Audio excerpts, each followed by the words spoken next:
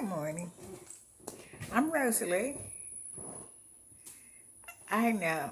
I've been away for a while. You said, where have I been? I don't say I've been in the forest of despair. Now, what is the forest of despair? Some people would say, I guess, a state of depression. And sometimes I say that I go into a state of what I call functional depression, which means I get up, I get dressed, I shower, and do the basic things and doesn't do very much else. But a few years ago, I wrote a story about a character that I created. Her name was Helen Frump. Now, Helen Frump was in and out of the forest of despair for approximately 5 years. In that forest of despair, she was surrounded by berries, trees, things like I don't know how, I am not good enough, everyone is better than me. Occasionally, she would go to a stream. There was a stream in the forest, and we called that stream the stream of new life. And she would drink from that water, and she would have a little hope. She would have see some vines of with pleasant dreams and some bushes of self-love when she drank from that stream. But then she would go deeper into the forest, and she would encounter anger and insecurity and resentment and self-doubt and self-hate. That was her old companion. It was all there in those trees in that forest. Well, this time I went into a different forest of despair. My forest of despair was one of grief. Grief brought on by a number of things. This is a time when there's a lot of physical death around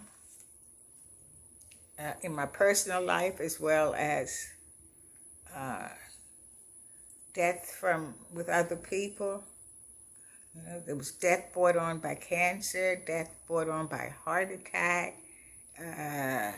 death brought on by strokes, people that went to sleep one night and simply was laughing and joking, and the next day they didn't wake up, or they had a heart attack at noon. You listen to the TV and someone somewhere is getting shot locally almost daily. There is the pandemic and all that brings when you hear thousands and thousands of people are dying on a regular basis. And I remember as I listened to people talk about the virus, and I think back to the fear, and I mentioned this before, that was created when polio was the virus, and polio was a little more dangerous. Well, polio, as I remember, was also a respiratory problem, but it also caused physical problems in that it left a number of people paralyzed, and people had the iron lungs before the vaccine, I mean. Remember getting that first sugar cube, and a sigh of relief, I think, goes to the family, like my child, the family, everyone is going to be okay. Well, living for that day now for a cure for the virus, and that's it. We're grieving for that. But not only the physical death, there's the grief for not being able to get up on a Sunday morning and get dressed and go to church, because that's one of the things I did on a regular basis. Now the church is open, and I guess I could make reservations and go on. I understand it's open on kind of a reserve basis because only a limited number of people can go. Or I could put my name on the list, but I continue to listen at home on Sunday mornings via YouTube. It's not the same, because it's just not the same as being able to get up, get dressed, and get out of the house, to shake somebody's hand, to have that face-to-face conversation. When you go out now to go to a restaurant, you have to look for some place that either has outdoor seating as well as limited seating inside. Some of the places you would like to go are just not open. I saw, it's like, what do I do with my grandkids? I want to do something special for them for the summer. But, there is also limited places to take them. And in that gym, they're not going to be able to go back to school as they once did. My grandson said he would he's my great-grandson, he would much rather be in a classroom than to do his work at home on a computer, because he missed the interaction with his classmates. And I understand that. I miss going to the Y. I have lost that activity. Now my exercise seems to be moving from one chair to another, so that is a great loss, and I do mourn that. Most of all, because of physical reasons, I no longer drive. Okay. Well, there are reasons that I no longer drive. I don't no longer drive because I have a tendency to pass out every once in a while. And I never know when I'm going to have an episode. Maya Angelou said, when you know better, you do better. My brother said to me, well, didn't I used to get sleepy when I worked? And then there were times when I would pull over and take a nap. Yes, I did. Well, he had an episode. He was driving and his heart was bothering him. He survived 2 heart attacks. He pulled over and he called 911 and they took him to the hospital. That was about maybe 9 months ago. And in May of this year, he was taking 2 friends to a doctor. They said he just fell over, slumped over the wheel of the van, and the van swerved and hit a pole. 3 o'clock that afternoon, I got the call. It said he'd never regained consciousness. His heart had stopped and they couldn't bring him back. So I know what can happen when you have these warnings and you don't listen. Now, I don't want to go out in a car and injure myself or someone else, because there's no guarantee that if I pass out, I'm going to die behind that wheel. That's not promised. So I don't want to take the chance of severely injuring myself and injuring someone else. So I have to depend now on family and friends to get me from one place to the other. And it's hard. I cannot get in my car and go visit a friend. I cannot get in my car, go to the drugstore and pick up my medication. Yes, I can have it delivered, but that's still not the same. I cannot get in my car and go to the system. Oh, I need this or that. Let me go and get it. I cannot do that. Even when the Y opens up, I will not be able to get in my car and go where I want to go. I cannot say to a friend, I will meet you here or there for a cup of coffee, for dessert, for lunch or dinner. I have to depend on someone to pick me up. And I'm grateful and blessed that I do have friends. But still, I mourn that loss. I cannot get in the car and go get my hair done. Luckily, my nail salon is in walking distance. I have a dentist that is in walking distance, but all my medical appointments, someone has to take me. And that caused me grievance. I have to figure out where other people are and how my schedule will fit into their schedule. And it's not their schedule that will fit into my schedule. I mourn that loss.